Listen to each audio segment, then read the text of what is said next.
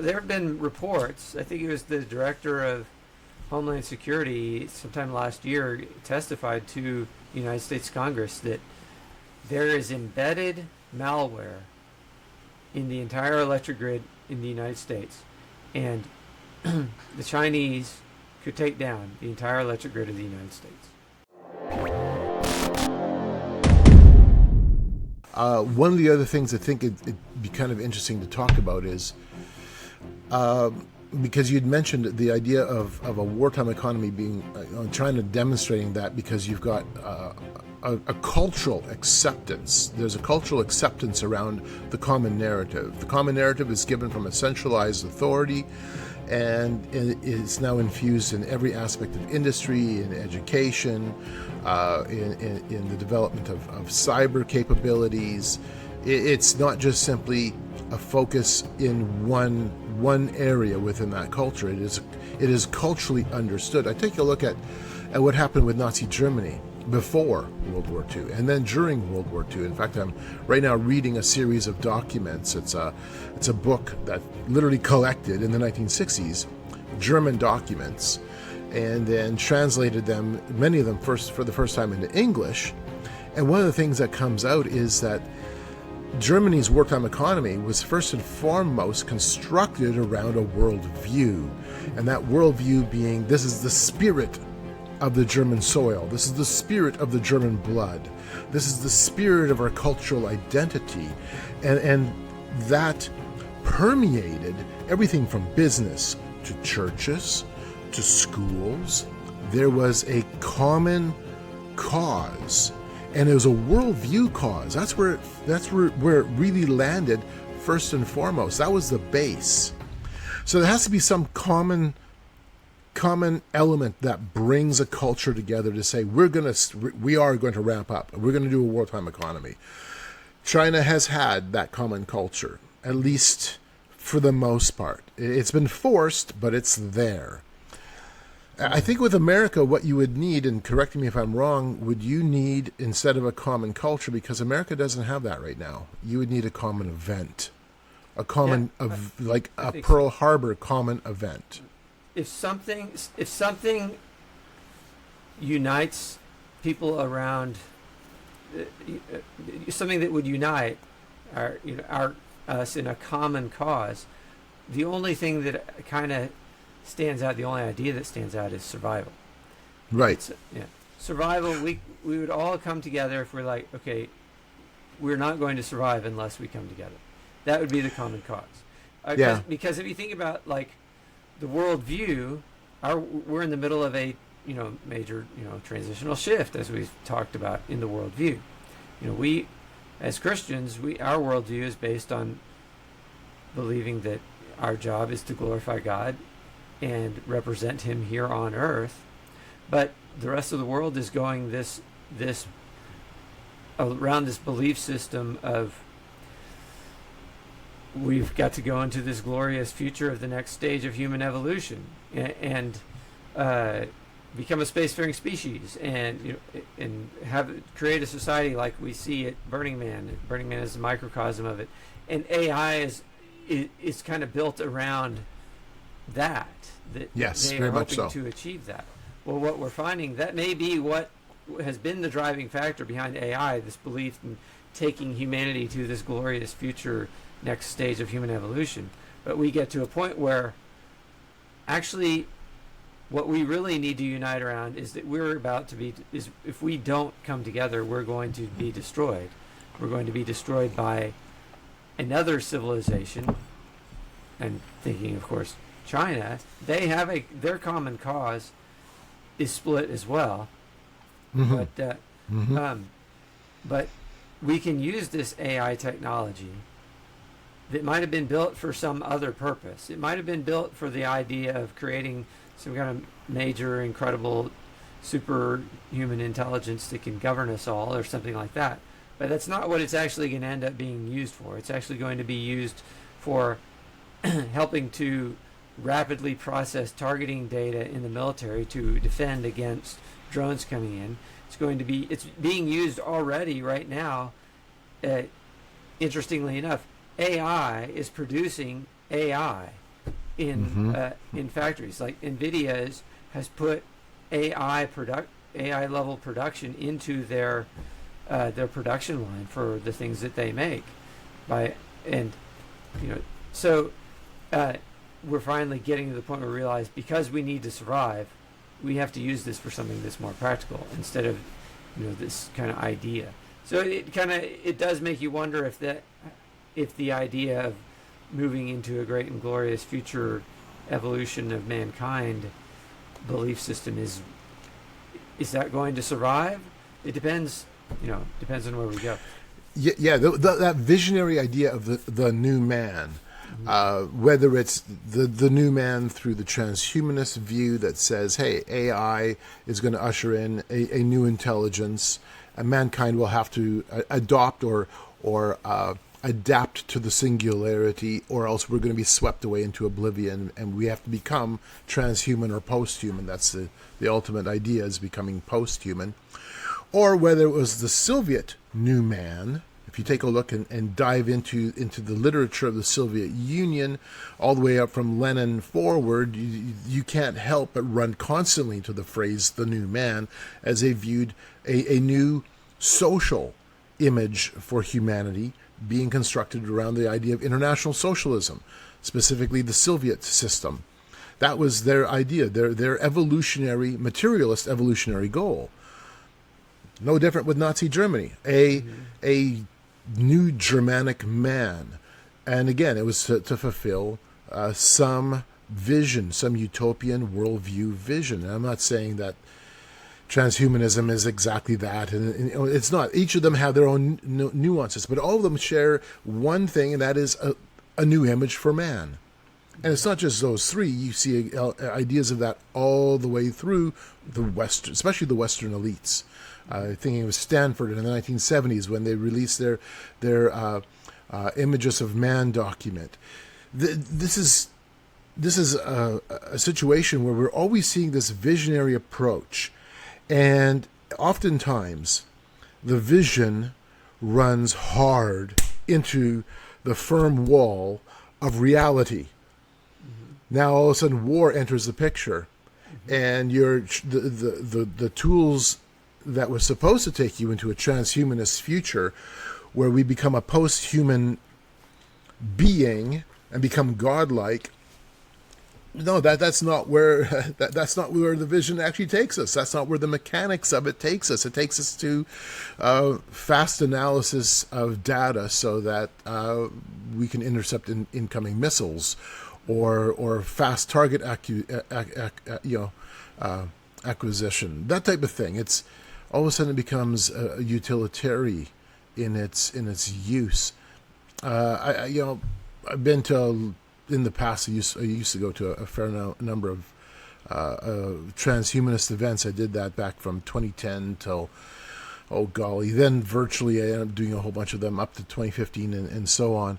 The big one I attended was in 2013. And it's fascinating how the conversation was always visionary, but then you talk to the guys, around the water cooler, so to speak, and yeah, it's still visionary, but then the reality, the utilitarian reality comes into play. Mm-hmm. This is, the limits all of a sudden hit the wall, and you find that, it's not going to fundamentally change human nature. It may have some impact. I mean, social media has certainly changed how people behave, but no, oftentimes the vision and the reality don't quite match up. Yeah. That doesn't discount the importance of their vision. We have to take that seriously because they do. Mm-hmm.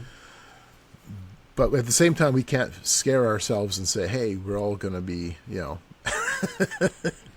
Well, and it's really interesting to think about. Okay, both the German system, the Nazi system, and the communist system found a way to take people's anger over the way things were and channel that anger with a revolutionary spirit to make them believe that if they channeled that anger and went out on murderous rampages state-sponsored murderous rampages, that they would bring about a great and glorious future. And, Right. Yeah, and of course, naturally, it did. Both those systems did meet resistance.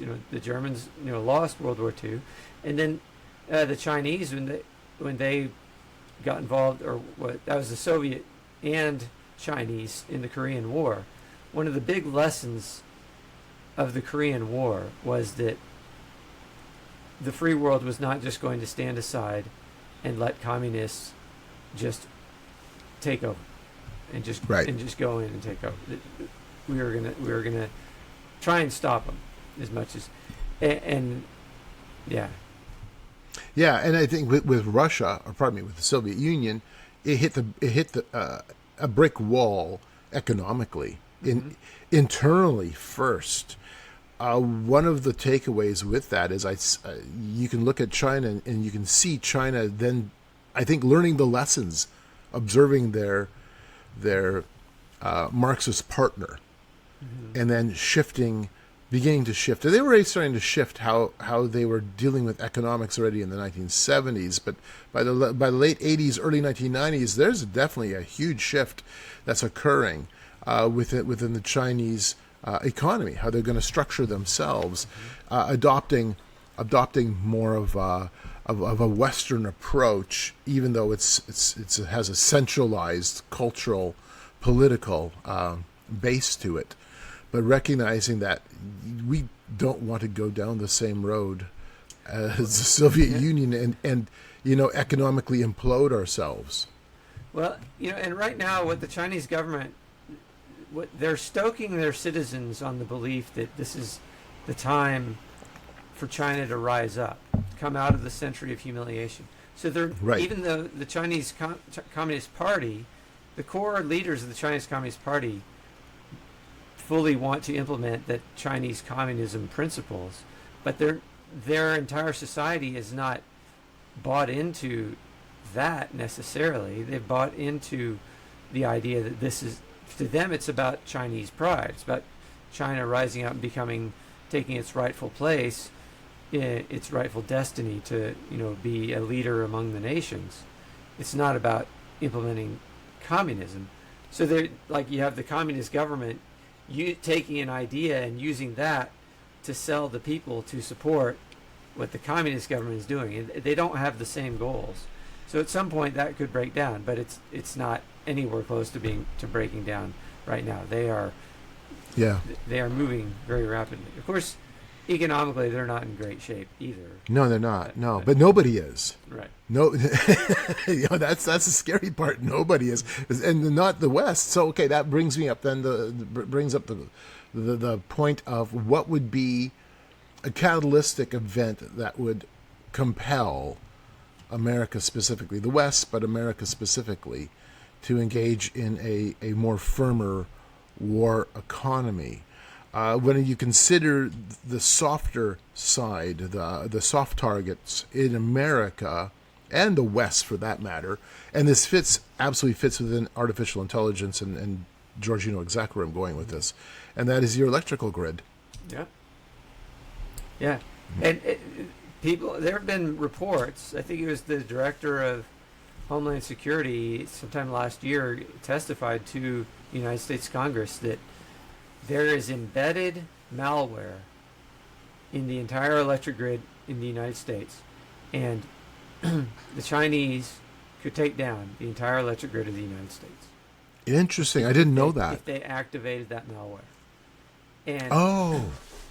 And because it's a major problem. This is one of the big things that is that we are facing a lot of danger, and there's just way too much complacency. It's almost like the only way that we'll know that there's a danger is if the danger actually hits us, but at that point it may be too late. Okay, that's really interesting. See, I was thinking more along the lines of the problem of fragmentation, because the U.S. electrical grid is, and this is good and bad, it is a fragmented grid where you will have not just simply state by state different electrical utilities, but you'll have even county by county different electrical utilities, and it's not a cohesive network. No. And I can see where that might actually, decentralizing in that sense might be helpful.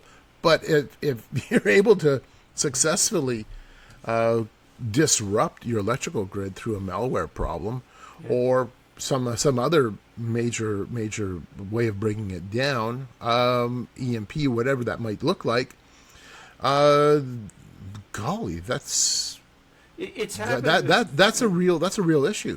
Right, and it's happened before. There was a time back in, I think it was like in the 60s, when the entire Northeast electric grid went down for like a week, something like that.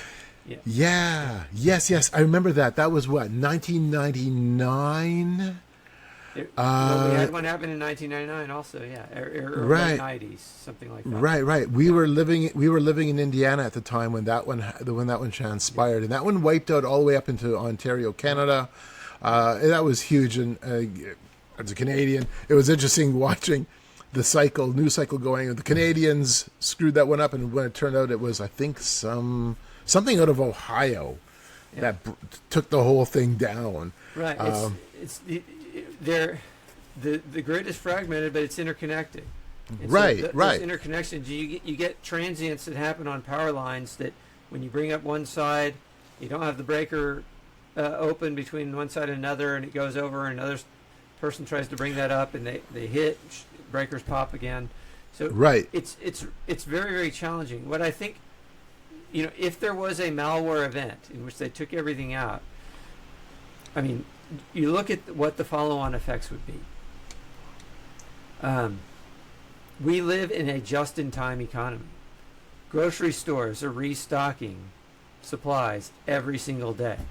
Within a week, all the shelves in the grocery stores are empty, and no one is getting new stuff being shipped over there.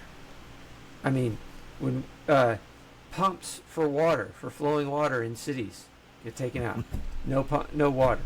Okay, so the only people that have water are people that have collected rainwater. And in some communities, you've had these environmental groups that have gone around and tried to fine people or ban people from collecting their own rainwater. And so you have you've got system after system. No more gasoline pumps. There's no power to run the gasoline. No gasoline pumps. So all the cars, we're all dependent on GPS, but there's no communication to the GPS because the computers that were running the GPS are they're down. And there'll be backup generators for different things, but depending on how long the grid stays down, who knows? Right. And so a major coordinated attack that would take out the United States from being able to do something if China wanted to do it. Of course, it would hurt them economically as well because then there's no point in doing that right now. But if they wanted to, all they would have to do activate the malware that they've embedded in our systems, and then they have their operatives, which are planted in places all over the United States that they just they send them, get ready to activate. They go to their basement, they pull out the drones that they've been storing there, that they might have been practicing with just to take pictures, and they plant little bomblets on them, and they fly them over U.S.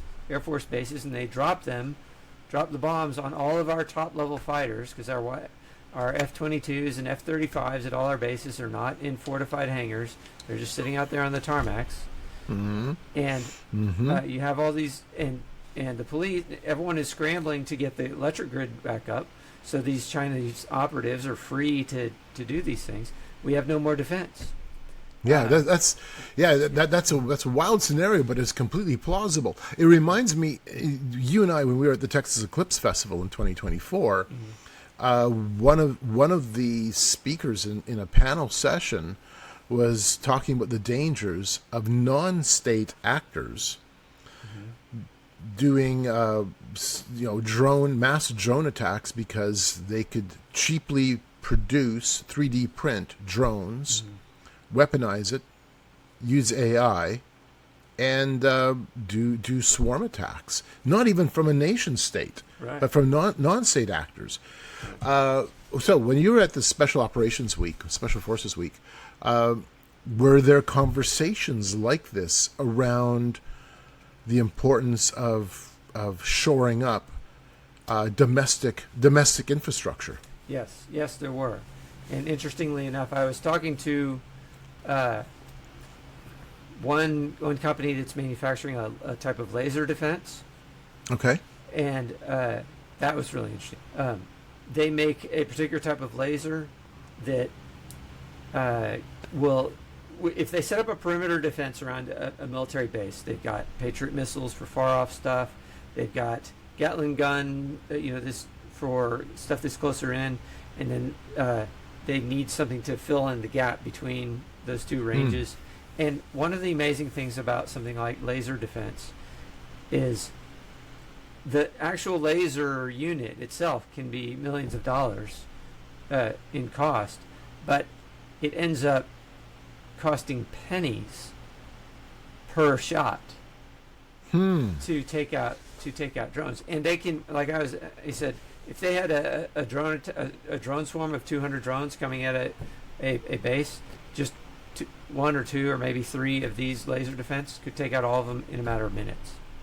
Wow. So, yeah. So these things are, they are out there. They're working on them. I know, Israel, they have a laser unit that they have that's been in the news, a type of laser defense. But the production of these things, one of the big challenges is you need the rare earths to produce them. You need engineers that understand how to design the system to, they haven't gotten to the point where they can produce these at scale, whether it's that or whether it's other types of drone defense. I heard someone talking about a particular type of drone that would drop a net on a drone swarm that could deploy, so you got 200 drones all in this area, so you take the drone defense, they fly these other drones up over them, and their weapon is they deploy these nets that fall down and crash all these drones, because it can take out a drone swarm. But I didn't see the particular platform for how they're actually doing that. I just overheard a discussion of that kind of thing. And that may be something that maybe they're saying, we sure hope someone makes something like that. Fascinating. Right. Fascinating.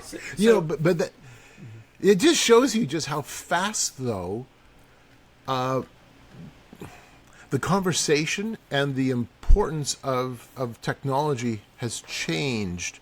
So I remember back in, I think it was 2020 when the Azerbaijan war happened. It was the first time that drones became a serious part of the battle space. Yeah. And then, we always typically right now look at the Ukraine-Russian war, but no, you go back to 2020, Azerbaijan. You saw drones playing a really, really important part. And I think that probably was the first example of large-scale, use of drones or battle space use of drones in a large way. Now, that's the conversation. Drones. Yep. Drones. That's only in the last couple of years. 6 years? Yeah, and Ukraine has become one of the big innovators in drone warfare. But that was something that I heard at the conference also, is how Ukraine is actually selling their drone technology they've actually had contracts to produce drones for the UAE for their defense. And UAE and Oman and I think maybe even the Saudis, because of the Iran war and Iran launching drones to attack the other Gulf countries. So, and they can produce those drones in Ukraine much more cheaply. Yeah. Interesting stuff. So that's I can see where that would be a really significant point of conversation at an event like Special Forces. The defense of defense against drones.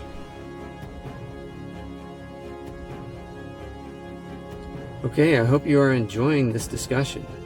Stay tuned for part 3, which will come out next week, in which we discuss what if the tensions that are driving this crisis are not only external, but are also internal. We'll see you then.